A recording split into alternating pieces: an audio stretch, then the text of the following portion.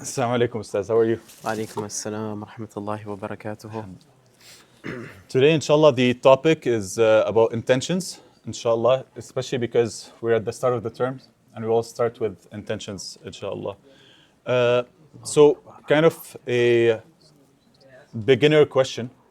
What is intentions? And why is intentions important in Islam? And why do we care about purifying our intentions? What does it mean to do a certain act with good intentions? Alhamdulillah. Alhamdulillah wa salatu wa salamu ala ashraf al-anbiya'i wal mursaleen walhamdulillahi rabbil alameen. Ya Rabbi laka alhamdan hatta tarda. Allahumma arina al-haqqa haqqa warzuqna ittiba'a wa arina al-batila batila warzuqna ijtinaba. Bismillahir rahmanir rahim. First off, jazakumullah khairan for the entire MSA team for inviting me again to bore you for another Sheikh Shai.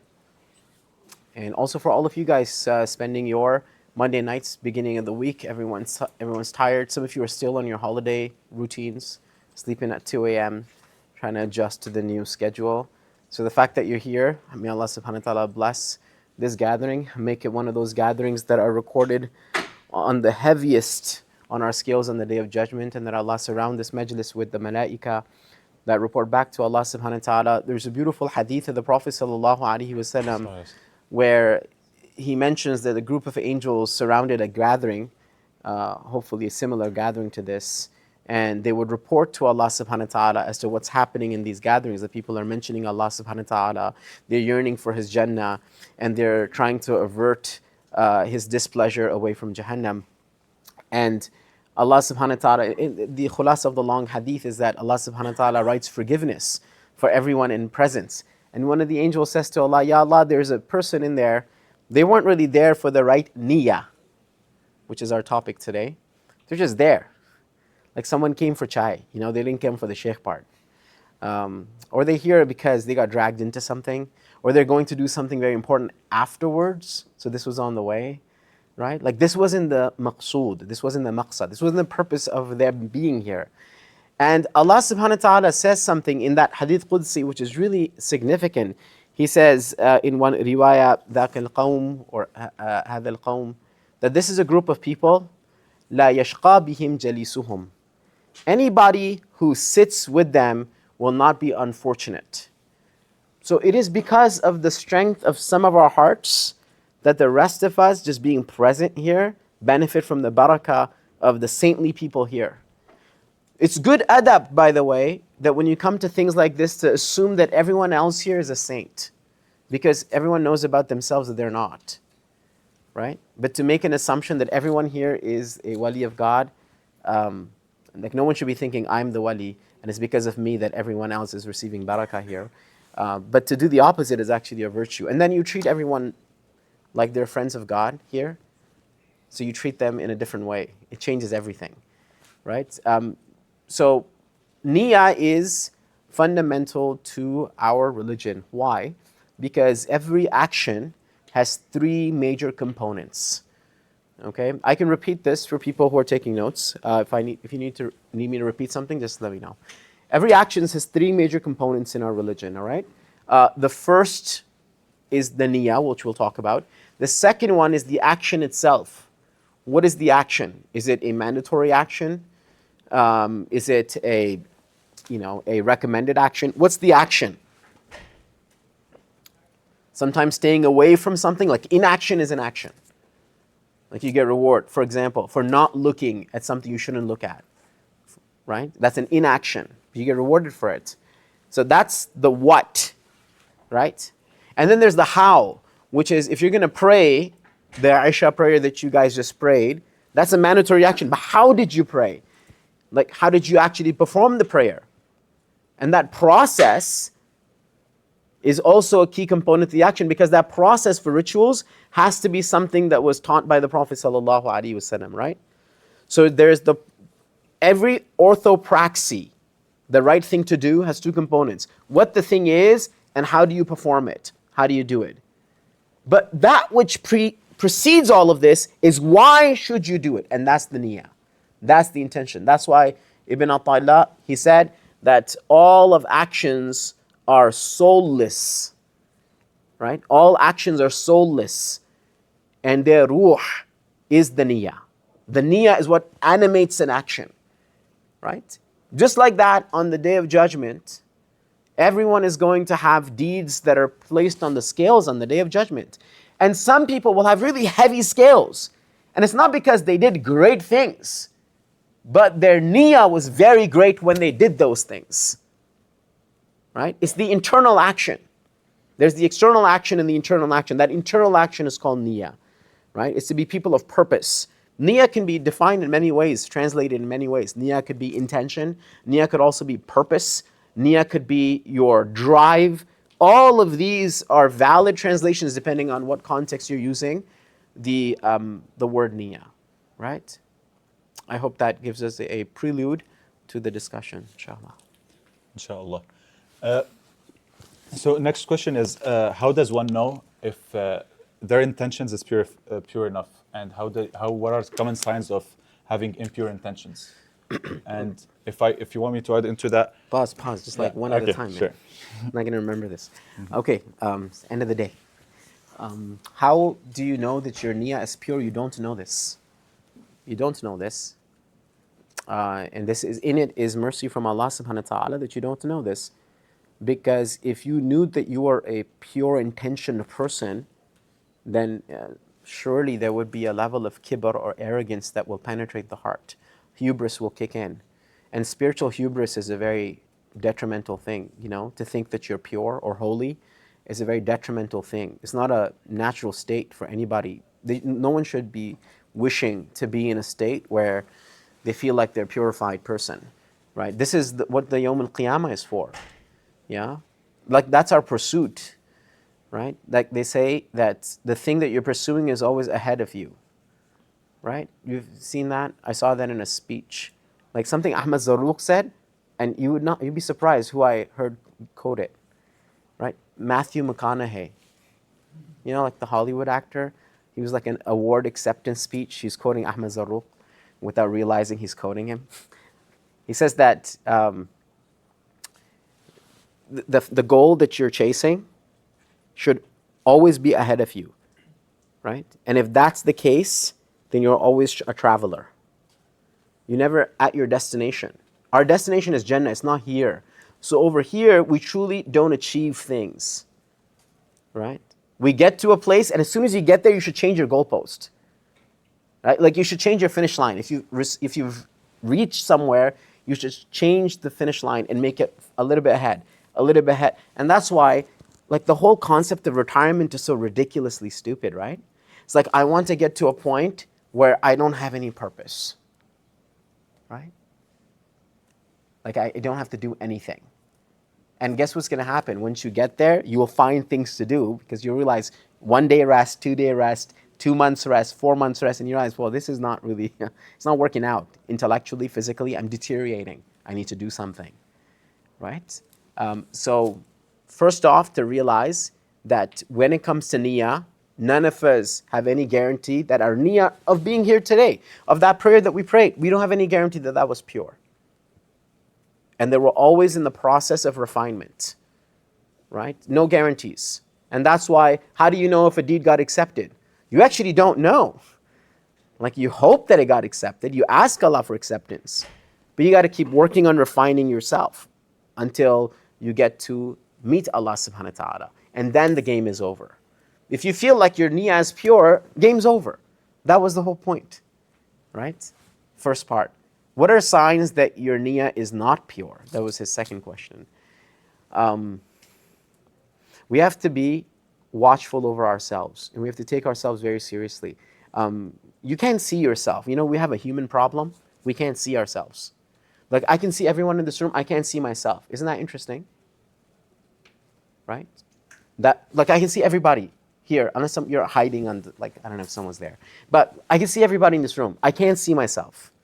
This is why the Prophet ﷺ said, Al-mu'min marratul mu'min. The believer is a mirror to the believer. Why? Because I need a mirror. I need a sincere friend to tell me when I'm going off the rails, because I won't notice it. That's why it's good to have good, righteous company, because a really righteous friend will point out, hey, you've been You've been missing out on this. You've been missing out on that. Or I feel like you're sort of slipping away. How do you know? There are three major factors of deciphering if you are lacking in your purity of niyyah. Number one, you're looking for people to praise you or acknowledge you when you do good. Right? Like you gave, for some of the brothers here, you gave a talk, a reminder, a khutbah, a khatira, something, and like no one came and said salam and asked you a question like that was a good talk. No one's doing that. You're like, why isn't anyone doing that? That was a great talk, right? What's wrong with people? Okay, so that's that. If, for example, you were doing a particular thing, like you started following a particular sunnah. You weren't doing it before, but now you're doing it. And so you're expecting people to notice, right? Or like a sister, she wasn't very careful with her modesty, but now she is. Or someone didn't used to pray and now they're praying, right? It's like, why isn't anyone acknowledging and noticing? So number one is the eyes of others become valuable to you. If the eyes of others are valuable to you, then that perhaps is a signification that the niyyah is not pure. Yeah, number one. Number two, if your private deeds are not as beloved to you and sweet as your public deeds, like your private recitation of the Quran, like if you're publicly reciting the Quran somewhere in the masjid or in your dorm rooms or whatever, and you're taking your time, it's melodious, it's beautiful, you're putting effort in, and you're privately doing it, either you don't do it privately, or you do it and it's rushed. You just got to finish your daily wird, which is like 3 pages or 5, whatever it is. You're trying to finish. So when your private actions lack luster as compared to your public actions, that's another sign that niyyah needs to be rectified or purified. This is why I'm going to give you the remedies for them, but just take note of this. And the third way that you know that your niyyah is lacking is your rujhan, to follow your nafs. Like you're very easy to give in to your desires, right? What that shows you is the niyyah that you have towards good deeds is less. Because if your niyyah was very strong when you're doing good deeds, like for example in salah, the salah is supposed to prevent fahsha and munkar. Right? Inna salata tanha anil fahsha'i wal munkar. Like Allah's sharia is designed that when you're doing the right thing, it shuns away and averts the wrong things. But if you find yourself doing wrong things often, that means your intention to do the right things is not strong or pure enough. Right? Does everyone understand those three? Okay, you can remedy them. You can remedy them very easily. So what was the first one? Let's see if you guys were listening. What was the first ailment? Yes, your name? Faizullah. Faizullah, yes. You look for other people's faith when you do the act of worship. Exactly. And so the easiest way is that every time you do something good, right, make everybody who was a witness to that completely insignificant. As if whatever they're saying to you has no value anyways. Yeah? And like assume that if they praise you, that is for your detriment. It's not a good thing for your nafs that people are praising you. Is going to get to you. Your ego is going to inflate. Right? So that's how you deal with this. So instead of looking for praise, you're trying to sort of run away from that praise. And if it comes, if someone says, that was a really good talk, or you raised so much money, alhamdulillah, like, all right, your recitation is so beautiful, or I really like, you carry yourself with such modesty, whatever people say to you, right? The response should always be, well, I was taught well, I had great teachers, right? This is from Allah subhanahu wa ta'ala. Like, it completely removes you from the equation, right? So that's the first. The second is that you increase your private action, right? Because what was the second ailment? What was the second ailment that signifies? Yes, sir? Your private actions don't have the same amount of effort as the actions you do in front of others. Yeah, your private actions don't have the same amount of effort. They lack luster. They lack power, drive, as your public actions. So what you do the opposite, right? You force yourself in private to do way more that you're doing in public, and to even avoid sometimes public gestures of good deeds, and to just hide your good deeds from people and do it privately if you think that that's your ailment. What was the third issue? What was the third ailment? Murad, yeah, go ahead. Oh, yeah. You very easily give into your desires. Very easily fall into your desires, right? There's a third one. You very easily fall into your desires. So you counter that by doing khilafun nafs, right? So like you fast. If you think gluttony is an issue, you fast, right? There's a slice of pizza you really wanted, you force yourself that, no, not this one, you know? Like you stand up against your nafs every time. You're getting lazy to do wudu, you do ghusl, right? No, I'm serious. That's how you break your nafs. That's how you break horses, by the way. You know what the word fasting, like sama yasumu, it's an old Arabic term for how you train war horses. So you train war horses by starving them and by putting them through a lot of rigor. Because when they do that, they're able to become stronger than they originally are. So like through discomfort, they become better. We understand that in life, right? Like human beings, you and me were, when Nassim Talib, the great statistician, when he was trying to figure out this issue, he's like, we couldn't find a term in English. Like there's no term in English for what human beings are in terms of how we deal with stress.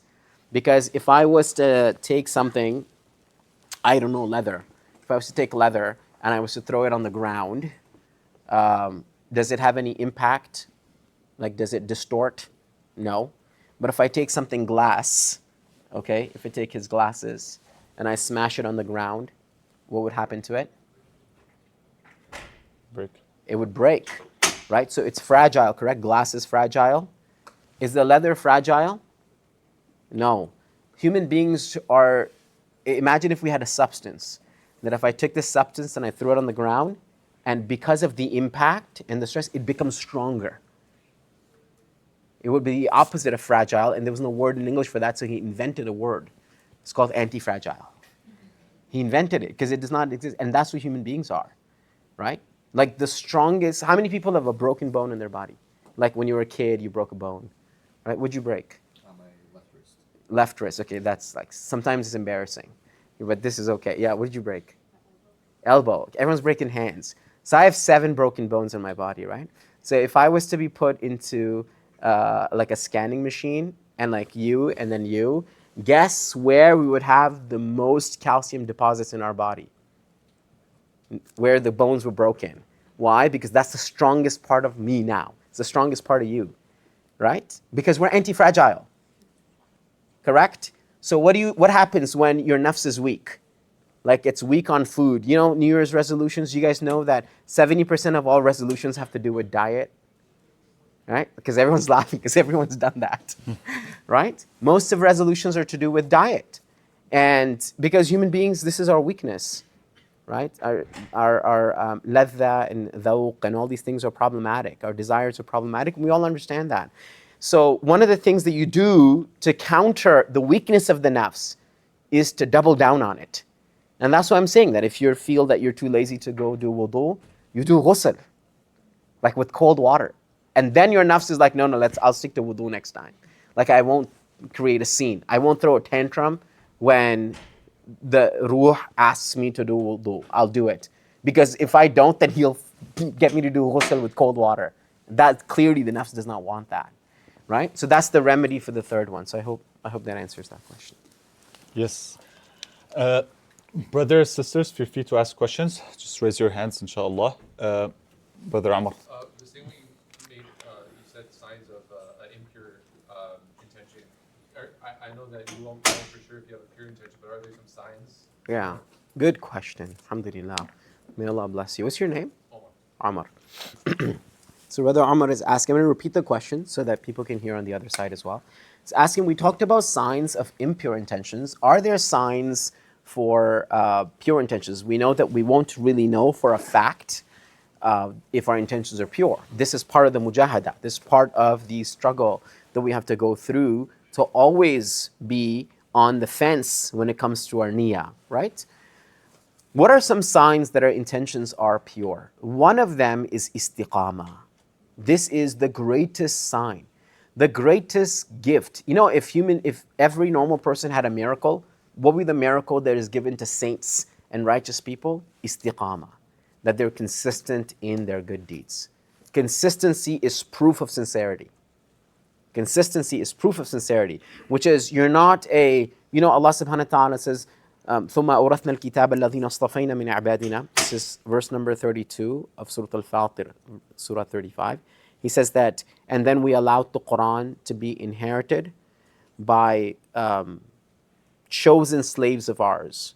So according to the Mufassirun, by the way, the people of exegesis, everybody who's a believer did not come into belief with their own sort of virtue. This was a opportunity that we took, but a gift that Allah gave, right? It's a gift from Allah subhanahu wa ta'ala, iman.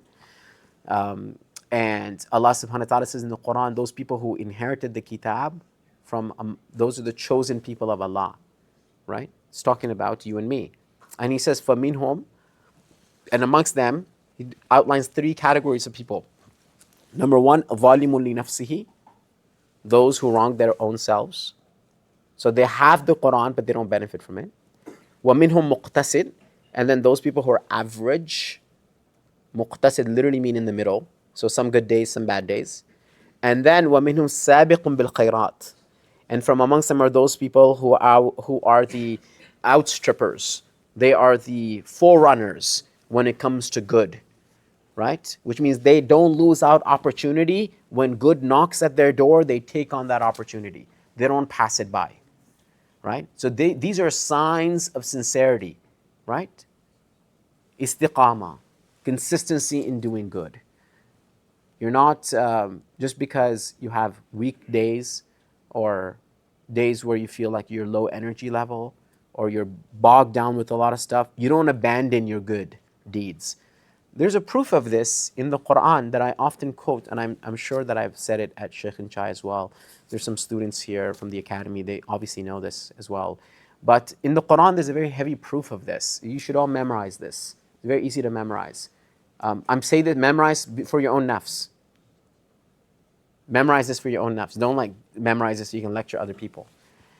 Allah subhanahu wa ta'ala in Surah Yusuf has a scenario in which Yusuf alayhi salam is in prison, as you know, falsely accused of a crime he never committed. There are prisoners in the prison, inmates, who are actually there for crimes they've committed. They look upon Yusuf alayhi salam, they have a question, they go to him, and they want to ask him the question, but before they do, they praise him and they say, Inna naraka min al-muhsinin. We most definitely see you as an excellent person. So I want you to imagine, what do you think Yusuf alayhi salam was doing in prison? So that other inmates are noticing that this is an excellent human being.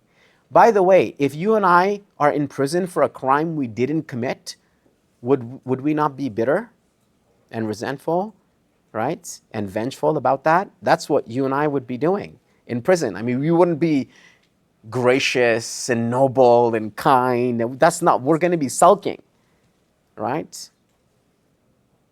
But the prisoners noticed with him something virtuous. They said, Inna naraka min al-muhsinin. We see you as an excellent person. And then, just 2-3 pages down, he comes out of prison, he's exonerated because he interprets the dream of the king, and the king is very impressed with him, as you know the story, some of you. And he's in charge of the treasury of Egypt. And there's a famine around the world, and people are coming to Egypt to get rations for their families. So there's a delegation that comes, and they want favor from him, and they say something interesting. They praise him, and they say, Inna naraka min al-muhsinin. So if you remember what the prisoner said, that's exactly what they're saying. Correct? So this is called a literary echo, because Quran is also the highest form of literature, right? So it's using a literary echo. What does a literary echo do? It forces us that when we read Inna naraka min al-muhsinin, like 3 pages later, we're like, oh, I've read that recently. Where did I read that? And then you flip back and you say, oh, the prisoners were saying that to him. So when he was in prison, he was excellent in character. And when he is in the palace, he is excellent in character. Oh, Allah is teaching me that regardless of your circumstance, the one thing that doesn't deplete from a righteous person is their character. So next time you're sick or stuck in traffic, you take a regular person and you put him in traffic when they're going to a job interview, and you create a monster, right? Or you take a regular person and they're stressed because of exams and they become disobedient to their mother. It's like a regular person, like, he was fine last week. It's like, what happened? Because we let our circumstance dictate our character. And what Yusuf's story is teaching us is that whether you're in prison or you're in the palace, the character does not deplete. Whether you're sick or healthy, character doesn't deplete. Whether you're free or you're occupied and busy, your character doesn't deplete. When you're the person in charge or whether you're oppressed, the character doesn't deplete. So consistency, this is proof of niyyah, right? Perpetuity and consistency is proof of niyyah, number one. And the next thing that you should keep in mind, which also shows purity of niyyah, is a level of calmness and beauty in the self that you notice when you do good, right? Like when you do a good deed and it takes effort, you get a kick out of it. Like you usually go to the masjid, but then when you go to the masjid in the storm, and you have to like clean like a foot of snow from the driveway to get out, then you feel like really happy, you feel accomplished. It's like, yes. Yeah? That's from the fruits of Iman. That's sincerity. It proves of sincerity. That when things get difficult, you get it. Like the Sahaba, that's how they're described in the Quran. That when they are told, oh my God, all of the people have gathered against you. And in the Quran says that their Iman increased. They got a kick out of that. Oh, the battle's going to be fun. Now it's going to be fun, right? You get a kick out of it. So something to consider, right? May Allah subhanahu wa ta'ala allow us to know the intricacies of our own self. I mean, Sorry, there's a question here. yes. How do we know, like, what do we do if we may have mixed intentions in doing something? Yes, sister is asking, how do we know and what do we do if we have mixed intentions towards a certain act? Yeah. It's a difficult question. There's ikhtilaf amongst the scholars on how they tackle this issue of mixed intentions. So first off, when it comes to, like this is madhab based, okay? So I'm just speaking from a particular madhab. When it comes to worship, your intentions should not be diverted. These are the two big differences, right? One group of fuqaha, legal scholars, they say that the intention for those things that are fard cannot be split. For example, if you come into the masjid and there's tahiyatul masjid, which is a nafil thing, it's not required, and there's the fard salah. So can you like come in at a particular time where you get the fard salah and that's the first thing you're doing in the masjid, so that also becomes tahiyatul masjid? A group of scholars will say you should intend for the fard salah. Right? You don't split when it comes to fard things, you don't split your intentions. But when it comes to nafil things, they say you could do as many intentions as you want, like you're doing some good deed to someone. For example, right? You're helping someone, you were just walking, you saw this old lady or old man carry grocery bags. You said, you know what? They seem like they're going in my direction. I'll carry the grocery bags for them. This is a good deed. Can you have like multiple intentions? I'm doing this for the sake of Allah. I would want to say a few words about how beautiful Islam is to this person as I'm carrying their bags, right? I want that person to never ever be an Islamophobe from now on. So can you have like multiple intentions as you do this good deed? Sure you can, but because this is not a ritual fard action, right? So now the playing field is open. Now you should be creative actually. You should intend for a lot of things, okay? Because you get rewarded based on intention. So if you wrote like 15 things of something, right? And 4 of those things actually transpired, that's good. Those are good odds. You take them. Okay? So I hope that answers that question.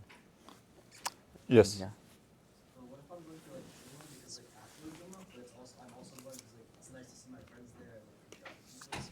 there. So he's asking about also multiple intentions. So he gave the example of going to Jum'ah because he wants to go and perform his Jum'ah, but also because his friends are there and he wants to say hi to them and spend time with them. Yeah, good question. So as we mentioned, what you want to do is the Jumu'ah is a fard action.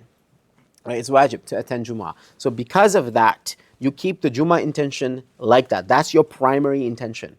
And you don't include any intention with this. Secondarily, not mixed with this, you say that Friday afternoons are also days of social mixing. I get to see all my buddies and everything, but that's a separate action. And you can intend good company through that, and you get rewarded for that as well. But you have to separate that, right? If you take the opinion of the scholars who say that for fard actions, you can join intentions. Okay, good question, mashallah. Yes, Faris. Sometimes we're encouraged or inspired to do a public good deed. So, for example, after praying Salah, you'll see a brother praying a sunnah that you don't usually pray, and you decide that you want to pray that sunnah. What kind of mindset or like what kind of approach can you take to make sure that you have the right intentions when you do that sort of public action that you were inspired to do? Yeah, so he's asking, sometimes you kind of get encouraged to do an act of worship like the sunnah. If after Isha, someone gets up and performs the sunnah, you get encouraged and also get up to pray your sunnah. But in the first place, you weren't intending to pray your sunnah. So is that considered bad intentions or good intentions? Yeah, very good question. You have to understand the circumstance, and you have to respond to that circumstance with Allah as your witness. What do I mean by this? So let's put it this way. Let's just say somebody doesn't pray because Ramadan is, we're at the edge of Ramadan, yeah? So Rajab. And Rajab's halfway done, to be honest. Okay, so we're really at the edge of Ramadan. FYI, people who need it, you should start fasting now to get into the habit, right? Mondays and Thursdays or something like that. So what you do is, let's say this Ramadan, and you don't usually have a habit of, in your regular times, you're not going to do any night prayers. But you go to a friend's place for iftar, and you do the salah, and then they're from a different habit and they do the night prayer. So what do the scholars say? Should you join the night prayer? Because if you do it, are you doing it for the sake of Allah, or are you doing it because this person does it and it's like sort of assimilating into their religious habit or culture? Or should you not pray and say to yourself, I'm being sincere with Allah by not praying? Like, what do you do in this case? So the scholars say that when you have inspired company, so if your company around you inspires you to do a good deed, which is not your aada, it's not your habit to do that good thing, right? But you're in a group of people, in a place where people are doing that thing, you do it, fight your intention, and renew your intention to think, from now on, I'm going to do this. Even if you don't do it the next day. But in that moment, you recommit to Allah subhanahu wa ta'ala, you make it about God. You don't make it about you. You know, the whole game of intention is that it's not about you. It's about, you make that event about Allah. It's like you say, Allah has put me in this place to take inspiration from all of these brothers and sisters who are doing this good deed. You do a little tawbah for not doing it previously. You recommit in that moment and you do this good thing for the sake of Allah subhanahu wa ta'ala. Irrelevant of whether you did it in the past or not. And you hope that you're going to continue this. This becomes a habit. And if it doesn't matter. But in that moment, you didn't do it for everyone else. You changed your perception. What did you say? You changed your perception. It's not that you're praying because everyone's praying. It's like Allah has orchestrated all of these people to inspire me to pray. Yes?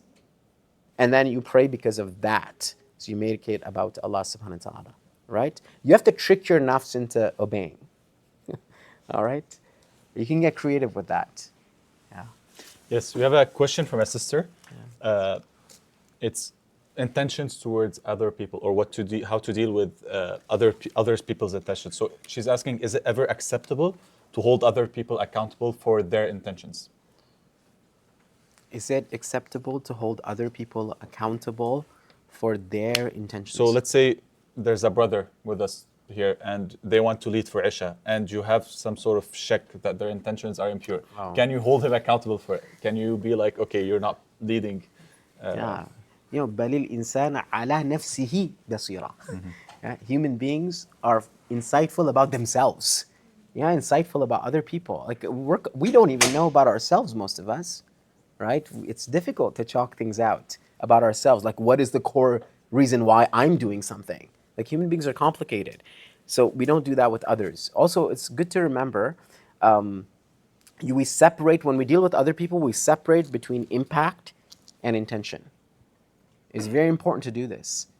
Like, for example, someone spoke to you a specific way. You don't have the authority to judge why they behaved that way. You can't do that. You can assess the impact. Their impact of their speech was, that was rude. I felt humiliated. That you can do. You can't do, that person was probably brought up in the wrong way, you know, or this person is, this the lack of iman. Is that why they're speaking to me? No, that's judging the internal of that person. You can't judge the internal of people. You can judge the external of the impact upon you, right? So what do you do in those circumstances? You ask Allah subhanahu wa ta'ala to rid you of investigating the hearts of others, right? You ask Allah to rid you from investigating the hearts of others. Yeah, we don't do that. You land yourself in a lot of trouble, by the way. Imagine if you do that with everybody, like especially people close to you. Start judging the reason why they're doing something. Like someone is late. You say, oh, this person doesn't value my time. That's why they're late. You don't know why they're late. It could be like 15 reasons. This is why Abu Hanifa rahimahullah said, look for 70 reasons of logical explanation and excuses before you give a verdict of negativity towards an individual, right? This is why. Because the devil is going to force you to, the first reason is that this person's a horrible person. This is why they're like that. It's a negative judgment, right? You oppose that. Yeah. Okay. Next Yes. question. Whenever we do have impure intentions, is it entirely a fight against our own nafs, or does shaitan's waswasa have a part to play in it? So he's asking, when you have an impure intention, is it purely from the shaitan, or is it your own nafs doing something bad? Yeah, good question. Imam al-Ghazali has 4 types of khawatir that can enter the human heart, right? So he says there's khawatir rabbani, there's divine inspiration, there's khawatir malakani, there is angelic inspiration, there's khawatir nafsani, there's your own inspirations and caprice, and then there's khawatir shaitani, there's waswasa of the devil.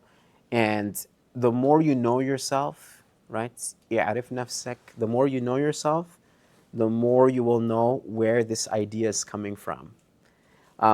Knowledge will do that to you. So that's why the Prophet said, فَقِيهٌ وَاحِدٌ أَشَدُّ عَلَى الشَّيْطَانِ مِنْ أَلْفِ آبِدٍ, that one knowledgeable person is more difficult of a project for the devil to lead astray than 1,000 worshippers. A knowledgeable person trumps 1,000 worshippers. Why? Because of their knowledge. Having knowledge is like installing a caller ID in your heart. So when an idea comes, the name comes up, like Iblis calling, right? So you're like, no, this is from the devil, all right? Or like, you know, your nafs calling or something like that. You'll know. So ilm is important. Also, like when you're around righteous people, you'll know that what righteousness looks like. So you can't delude yourself. So sohbah is very important, like being around righteous people, being around people who have higher states than you. And they carry themselves with more waqar and dignity than you carry yourself. It's good to be around those people because you'll realize what true righteousness looks like. You'll see it. It's not like you read a book, right? Like you read in a hadith, oh, you should visit the sick people. That's good. But then you're with a mentor figure of yours and you spend an afternoon with them and you'll see them that that's what they're doing on the day off, that they're finding out who's sick. And because you're spending a day with them, you're just going and visiting sick people with them. You're like, oh, that's what the hadith means. Because you can read all these hadith all you want, but unless you live with people who embody the prophetic spirit, you don't know what these hadith mean. You don't know what that feels like. But when you're around people who are doing that day in and day out, like that's what they're doing in their free time, then you're like, oh, that's what that feels like. And then you taste the hadith. And when you taste it, then you taste the prophetic sort of spirit, and now you know what righteousness looks like. So that helps as well. I hope that answers that question. There's a sister somewhere. Yes, Mariam. Oh, Labiba, sorry. She's been, yeah. Okay. I was trying to ask the question before, but it was build upon the question that was already asked right before the brother asked the question. Now, when it comes to questioning someone's intention, let's say their intentions are not exactly right, and you're in a position of leadership or in a position where it could be that whatever they do could impact the future of whatever's to come. Can someone step in and, stop it? Well, good question. Can you repeat the Yeah, question? so she's basically asking if a person, she's building up on the judging people by their intentions. And she's saying if a person is in a leadership position and what he does has an impact on people, can you go and talk to the person because his actions are going to actually affect people and his bad intentions has some effects? Yeah, if they've told you that their intention is vile or it's not positive, then you should counsel them. If you feel like that's not helping, then you can alert other people because of impact, because of the consequences, because they've already discussed it with you. If you're guessing, if you're doing guesswork, right? You're saying, oh, this person's in leadership because they want power, right? And like they haven't told you this. You just assume that with someone. It's better to do islah without confrontation. What do I mean by this? What I mean by this is befriend this person, be a guiding compass to this person.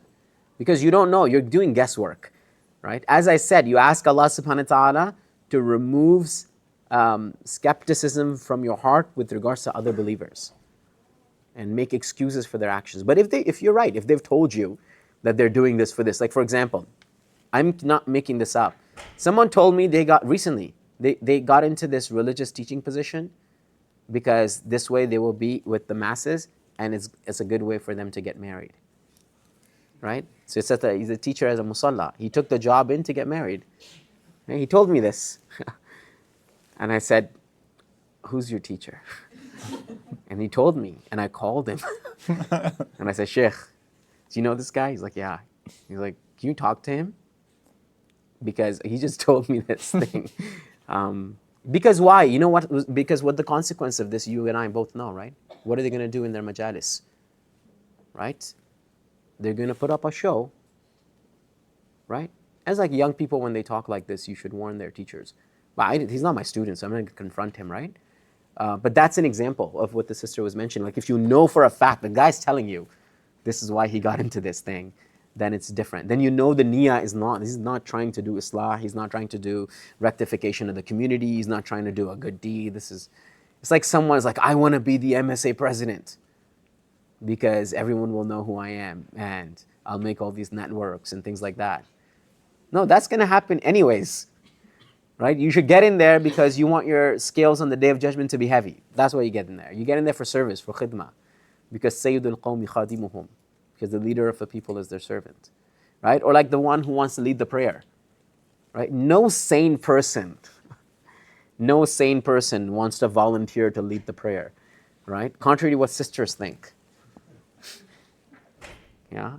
Any of the guys here who father the Quran, wouldn't you want someone who's more qualified than you, who's in the majlis, so that they lead the prayer? Isn't this true? Everyone knows this, right? And if you find yourself know that you're hungry for leading the salah, okay, careful. It could be a slippery slope. You should be very careful. Why would you want that, right? Yeah. I hope that answers the question. Yes. There's another sister.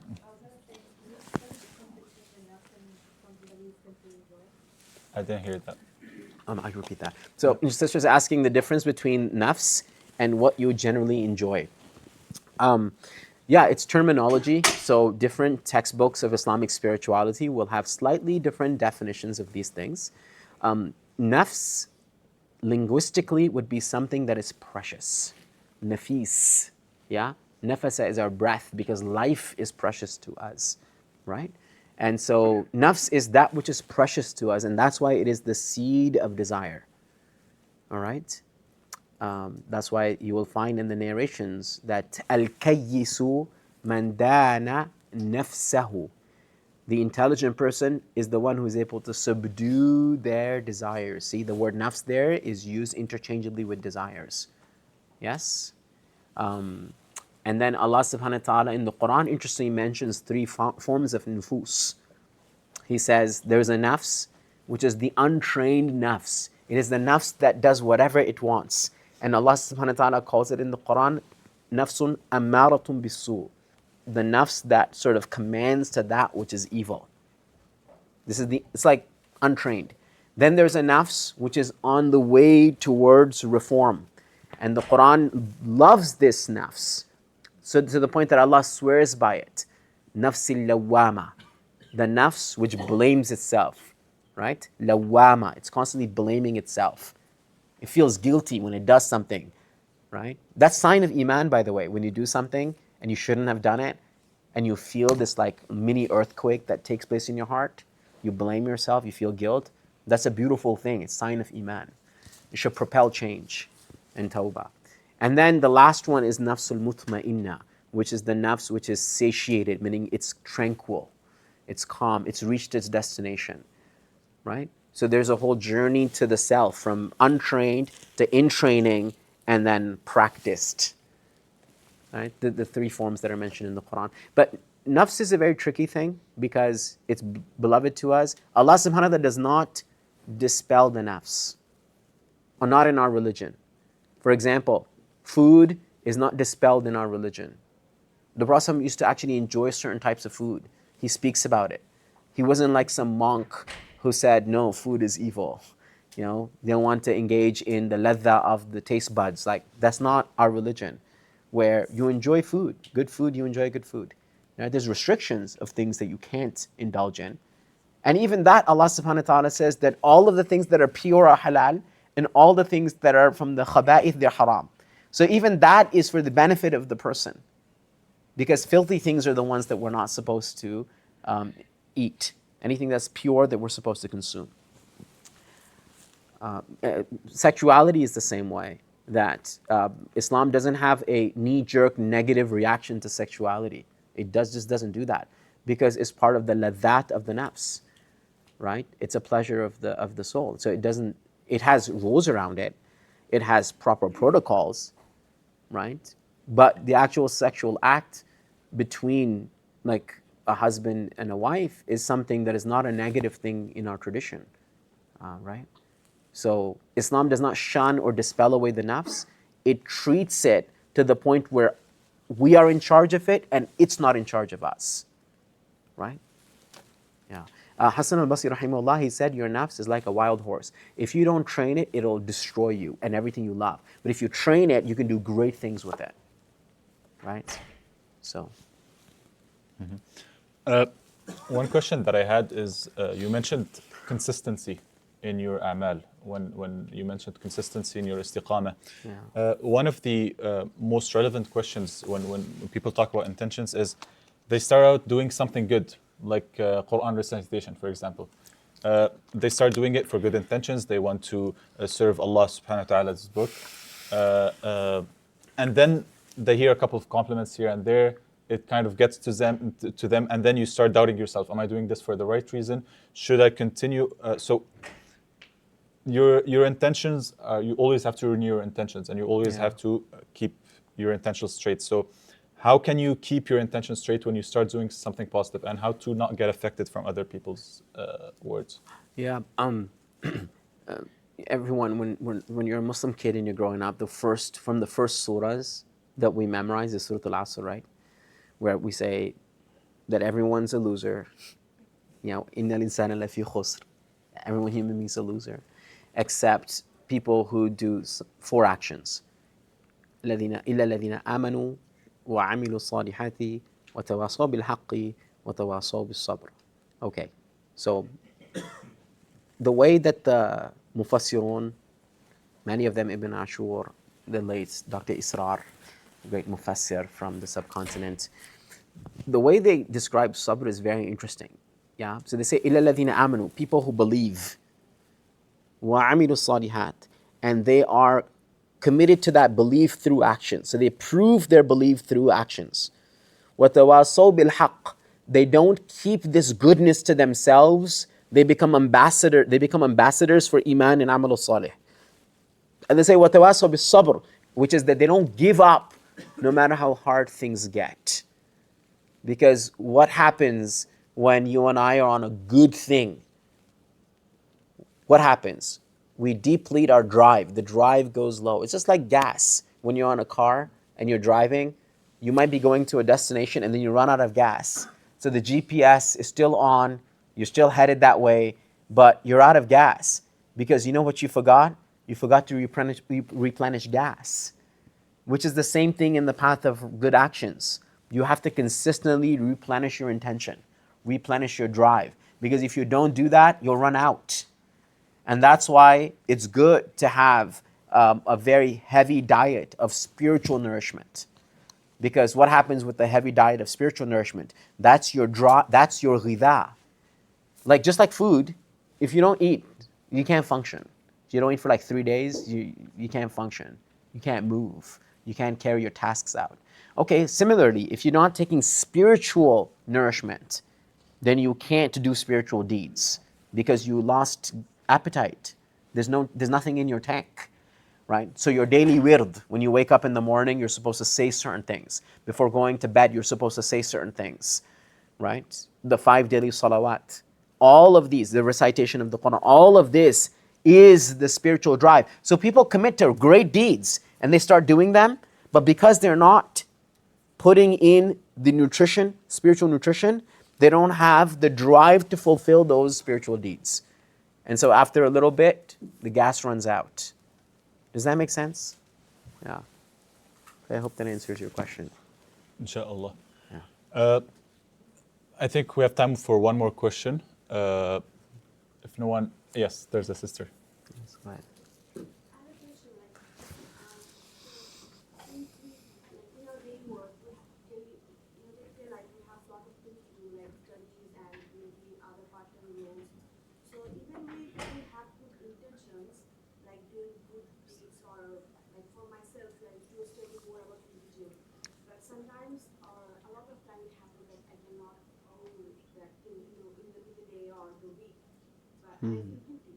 So how do we balance our work? Like, how do you prioritize? Like, we have good intentions, but we have other responsibilities too. So how do you?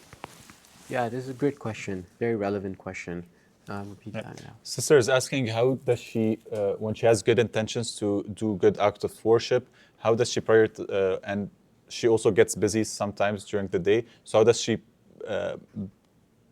does she guarantee this balance, especially since she has good intentions to do khair? Yeah. So there's a primary and a secondary thing we should note. The primary thing we should note is that we live in the age of distraction. Yes? So whether we like it or not, all of us suffer from extreme FOMO. Yeah? And even in religious things, right? We fear missing out. So there's one class happening here, there's one talk there, there's this good deed and that good deed. We're like, oh, if I do this, I'm going to miss out on that. And so we commit to one thing, and then we're on it for like a little bit, and then we find out, oh, in this other thing, there's this other thing going on. And so what do? We're like, okay, you know what? This one thing I have, it's great because the grass is always greener on the other side. You're like, you know what? I know I'm only 6 weeks into this program or this study or this teacher or this book that I'm reading. Bibliophiles have this with books, don't you? You start reading a book, it's like, oh, someone's recommending this other book. So 24 pages in, you're like, next book. And then at the end of the year, you've read 28 books, but you haven't finished a single one of them. And you wasted about $2,000 purchasing all these books, right? So we should beware of distractions, right? Beware of distractions. If you commit to something, see it through. Unless it's not beneficial. If it's not beneficial, it's a different thing. Then it's a sunk cost fallacy, right? But if it's beneficial, you finish it, and then you move on to the next thing, and then you move on to the next thing. It's all going to be there. Like that book is enticing you, it's going to be there a month later too, right? It's not going to disappear from your shelf if you don't open it, right? So finish the things you've started. Take small bites, digestible, chewable bites, and finish them. Digest them, and then get to the next bite. None of us do this with food. We don't put a morsel in, and we're like, oh, that looks good, and put the same, another thing in our mouth while there's other. We don't do that, right? We chew, we swallow, now we go for the next bite. We should do the same thing with our actions, right? Find something that's worth consuming. So chew, swallow, digest, move on to the next thing. Chew, swallow, digest, move on to the next thing. It's number one, okay? Number two, how do you do it if you're a really busy person, right? What do you do? Marcus Aurelius, in his Meditations, he says that, who was Marcus Aurelius? He was the king of the empire. He's not selling things on the street. And he says, anybody who says that they're busy, they're lying. Right? Anybody. Nobody's busy. Nobody. You're busy for something, which is you have to just evaluate what are your top priorities. If you're doing 15 things and 9 things you're doing and 6 things you're too busy for, you're just saying those 6 things are not important. Just make sure those 6 things aren't salah, your parents, your studies, and they're part of the 9 things. Right? It's a facade of everyone being busy. No one's busy. Nobody is. You're not busy to shower, right? Everyone's like, I didn't shower for 3 days, I've been busy. No one does that, right? It's like, nobody is going to do this, right? And does anyone say, oh, I'm so late this morning, I didn't brush my teeth? Why? Because nobody ever does this. Why? Because they realize that you don't have a choice but to brush your teeth. You're not going to factor that in to busyness or non-busyness. It's a separate thing. Okay, so make things that are really important in your life and put them in that category. So this is not a discussion. It's not up for debate. In those times that you have an hour, 2 hours, 3 hours where you can do and choose whatever you have to do, then you can prioritize and say, okay, I'm done my 9 things that are essentials to me. My to-do list still has 3 things left. I'm going to choose one of them and I'm going to see it through. It's a low priority thing, right? This is why every time you hear things of, like people ask me all the time, you're a really busy person, what's good time management? And I say there's no such thing as time management. That's how self-help industry makes millions. Because they tell you there's time management as a concept. No, there's only nafs management. If you're able to manage your nafs, your time will follow suit, right? Most people struggle because they have no nafs management. If you have nafs management, time is not a problem. Time is on your side. Yes? And Allah knows best. Inshallah. Jazakallah khair, Sheikh.